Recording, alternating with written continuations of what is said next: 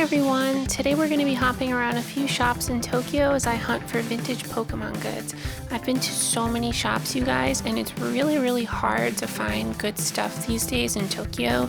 A lot of things are geared toward trading cards or video games, but there's not a lot that's geared toward merch, so I'm going to show you where you should go, and after that I'm going to go over all of the stuff I've picked up so far and what I paid for it. Let's get right into it. So starting us off is Mandarake. This is the entrance of the Shibuya location, which is a really cool shop. It is very touristy and very busy, so you're going to get both a busy shop and a really expensive shop, maybe even a little bit overpriced versus some of the other Mandarake locations. Also, unfortunately, this Pokemon cabinet here didn't really have a ton of vintage stuff inside of it. This display case, however, is from another Mandarake. This is the Ikebukuro location, and this location consistently has a ton of really great stuff.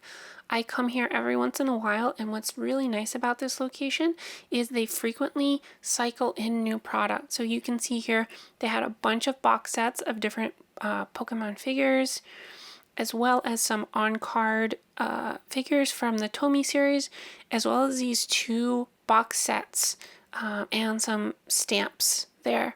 So the stamps were really interesting. I'd never seen those before, and that's kind of what's fun about this store is there's a lot of stuff I've actually never seen before on eBay or really in any other stores in the United States. So it's really cool to be discovering new stuff as I'm exploring this store. Next up is Card Secret, also in Ikebukuro. This store is really awesome. Although it is a Pokemon card store, first and foremost, as you can see, they have a bunch of other Pokemon related merchandise. Right here is so cool. They have that starter set, the Pokemon Game Boy, and then this is my favorite area of the store. They've got like a bunch of bins that you can just kind of dig through and look for some more, I guess, bargain priced items. And what's cool here is there are vintage items in this bin. So I thought it was just really fun. I always love a good thrift store, secondhand shop where you can really just dig through and kind of see what you can find. Unfortunately, on the day that I went, I didn't find anything in this bin that I really felt like I needed to buy. Here are just some little boxes. I'm not sure what they originally contained. I think like a collectible card or maybe some gum or candy. But they were all empty, which was unfortunate. This was super cool. This was a Gen 1 from the 90s Snorlax dice set, which is just kind of interesting. I think it's based on a traditional Japanese dice playing game. And yeah, it's just a neat little item. They also had this Raichu that was on card. I thought that was cool, but I was not going to pay 5,000 yen for it. And generally with those Tomy figures, I've been collecting them loose and I don't plan on switching to on card. And then above they had just a bunch of bagged items, which again, there wasn't a ton of vintage stuff, although they did have these starter decks of the Town Gym, which was cool. And then this iron. This thing is so weird. It's a little iron with an ironing board. Again, it was also 5,000 yen, which is about like 35 bucks or so. So I skipped it, but super interesting. And then last but not least, we have this wall of cards here. And this is the reason that I came to the shop. These are the Pokemon Cardass cards, which I know is maybe a weird name if you're not familiar with them. But basically, they are Japanese vending machine cards, and they came out in a few different sets. I think there were 3 sets, and different sets have different types of artwork on them, the majority of which are Ken Sugimori watercolors, which I absolutely adore. So I was just super happy to find those. They're really expensive on eBay in the United States, and I've never seen them in person before, so I was just really excited. And they've got a bunch of different cards here as well, going through, like they've got some playing cards, just a lot of stuff I've never seen before. But these cards, this section here, are really unique. I believe the artwork that's on these was only ever used on this series of cards and never like any other merchandise or anything. So it's just really cool. So I did pick up some of these, and yeah, that's the stores. Let's just dig into what I got. So starting off here, I picked up this vintage Wartortle from 1997 at the at one of the Mandarakes, and I got that for 1,500 yen, which is about just under $10. So I thought that was a really, really good deal, especially given the condition. And I just think it's so cool looking, like just everything about it. It just screams 90s Pokemon, and Wartortle's always been one of my faves. And here I'm just comparing it with the Pokemon Fit Wartortle, which I picked up at the Pokemon Center in Shibuya a couple weeks back, and you can just see how radically different the modern and vintage designs are for Wartortle plush. It's really interesting just seeing them side by side like that. And yeah, moving on to the next item, I picked up this box set of Tomy Pokemon figurines, which come on this really cool display stand. This was one of the more expensive items I got at 7,000 yen, but it's so unique. I did not even know these were a thing. I didn't know they came in sets like this. I've seen a few other sets, but never this particular series, and it just looks so, so cool.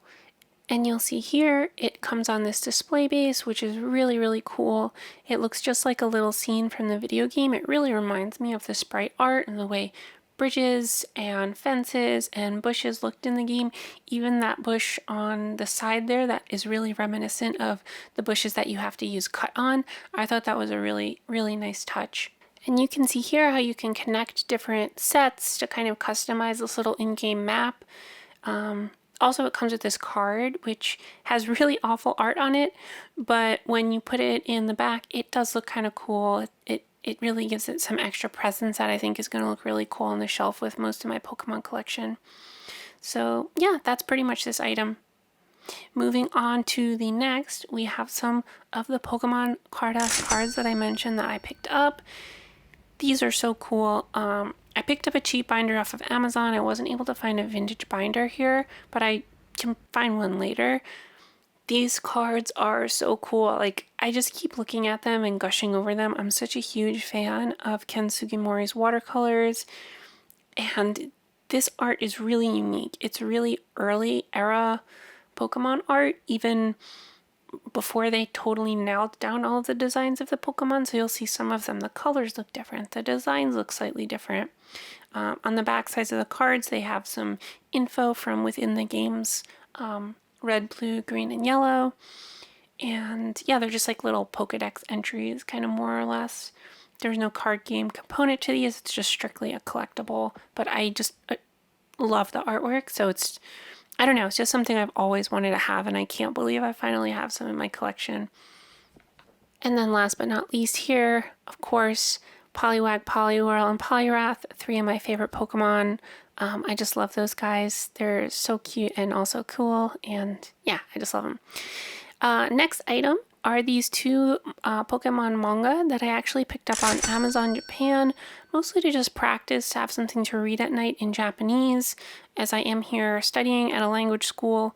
It's just really nice to be able to read something I enjoy. So I actually own the box set of these in English, but I wanted to pick up a couple in Japanese just to see what they were like, and I really, really love this series of manga. It's just a really fun, unique take on Pokemon, very different than the show or the video games, and I love the artwork on the back as well. Just really great artists.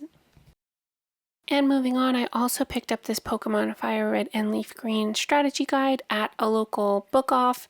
This was really cheap. It was 600 yen, so just under $4. And this is not the vintage era of Pokemon merch that I usually collect. However, I am playing through Pokemon Fire Red and Leaf Green on my modded Game Boy Advance that I am very proud I modded myself.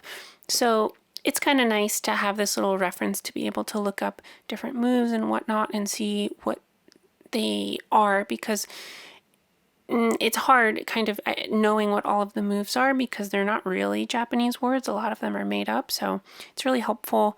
And it's also helpful when playing Pokemon Green on my Game Boy Color that I also modded. So yeah, it's just a fun little thing that I thought would come in handy while I am quote unquote studying Japanese. aka playing Pokemon. Alright, that's gonna be pretty much it.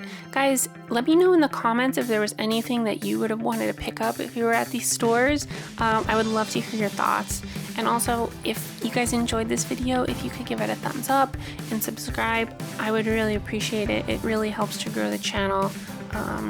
But yeah, that's pretty much it. Thank you guys again so much for watching, and I will catch you in the next video. Bye!